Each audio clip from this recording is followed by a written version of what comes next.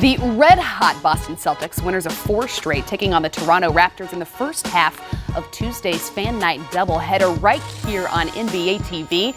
Then the struggling Miami Heat battling the Golden State Warriors in the nightcap. Your coverage starts at 7 Eastern with the Auto Trader pregame show.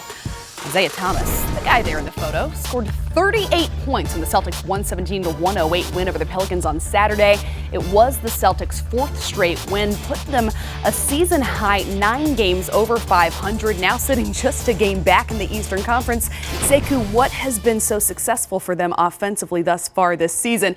The obvious is from downtown. Yeah, absolutely. The three-point shooting has been outstanding the last month, second behind the Houston Rockets in the league the last month, making 13.1 three-pointers a game. And I really think a lot of it has so much to do with the fact that Isaiah Thomas is opening up opportunities for everybody else. You got a full rotation, healthy and playing now, and I think that makes a huge difference as well. Jay Crowder, Avery Bradley, Al Horford even getting into the mix. And just the way the floor is stretched and the way Isaiah is attacking, he finishes at the rim as well as any point guard in the league if you really look at it.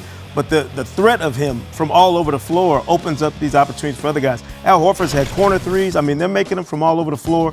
And really, this is about the way they want to play as a team. We wondered early in the season, what kind of crew was this going to be? What was going to be the way this team played night after night, kind of their mantra?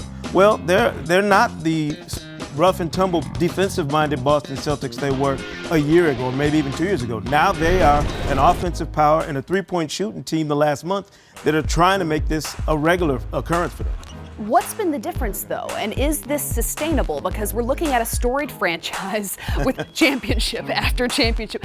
And you look at just the last month, they have their 5 most successful games from 3. Yeah, this is the opening crumbs of what I'm sure they're hoping is a full meal of three-point shooting like this all the time. But it's tough, Kristen. They haven't been this kind of team. They don't have this kind of personnel when you really think about the shooting that they're doing right now. They got guys that are shooting it as well as they have in their careers. And when you do that, you don't know if it's sustainable or not. We got to watch them some more. We got to see, can they keep this going, and can they keep it going against quality competition? I want to ask, though, about the Raptors' unique offense, because we're looking at DeMar DeRozan be as effective as he has, kind of playing what now is considered an old-school mid-range game. But tell me what we're looking at as far as when they're able to score. One of the things I was interested in checking on, Kristen, was the fact that when does Toronto try to do their damage? You could see 39% of their offense is coming between 15 and 7 seconds on the clock, so as that ticks down. But most of the damage is done by 2 guys, Kyle Lowry and DeMar DeRozan. So let's look at typical possessions for this ball club.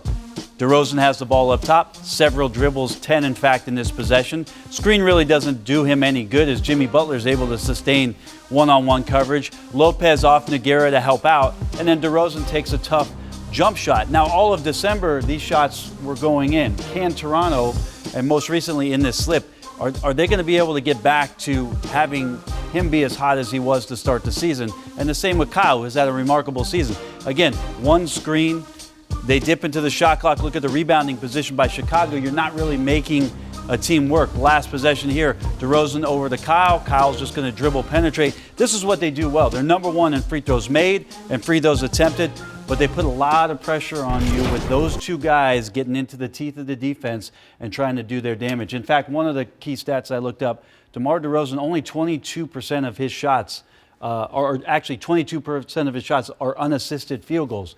That's a lot of work for a 2-guard to try and generate his offense. You briefly mentioned Lucas Nogueira, though, as we were breaking down their offense there. How do you define his role now in the second year of the NBA? He's done a really nice job for Dwayne Casey as he relied on that 4 spot by committee. They played Jakob Poeltl, they played Siakam at the starting role, and now they're giving some minutes to Lucas Nogueira, who is a very good screen and roll guy, and that's all they're asking him to do, and he's done it quite effectively. On the inside, he does that. Block shots. He rebounds the ball. He doesn't get himself out of position. So he's making some great strides as a young player in the league with Toronto and playing off those 2 dynamic guards in Lowry and DeRozan.